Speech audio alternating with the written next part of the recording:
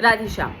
दहेज प्रथा तो बरसों से चले आ रही है कि भगवान के समय में भी होती थी 5000 वर्ष पहले और अब भी चली आ रही है। तो इसमें गलत क्या है? क्यों अब इसे एक तरह से गलत प्रथा के रूप में देखा जा रहा है? देखिए, यहाँ भाव की प्रधानता मानी गई है।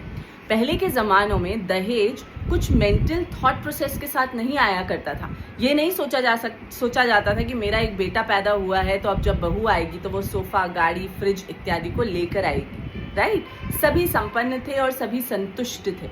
जो भी कुछ दिया जाता था वो पूछ के नहीं, परंतु अपनी पुत्री की खुशी के लिए अपनी पुत्री को दिया जाता था। राइट? वहाँ की बजाय अब जो कॉन्सेप्ट हो गया है वो ये हो गया है कि हम अगर बहुत ज़्यादा पढ़ा लिखा लड़का है या कोई बहुत ऊंची सरकारी तबके पे उसकी नौकरी है तो जो दहेज का अमाउंट है वो बढ़ जाता है। दहेज में सिर्फ गाड़ी, घर या अन्य घर का वस्तुओं की बजाय भी धन का भी डिमांड किया जाता है। तो ये भाव को अगर हम देखें तो ये गलत है। इस तरह से लिया गया धन पाप कर्म में आता है ऑफ कोर्स। तो किसी को भी दहेज मांगना नहीं चाहिए। यदि कोई अपनी पुत्री को खुशी खुशी कुछ देना चाह रहा है वो अलग गिफ्ट के कहेंगे हम क्राइटेरिया में आता है, परंतु मांगा गया धन गलत है। Thank you for watching. Radhe Shyam.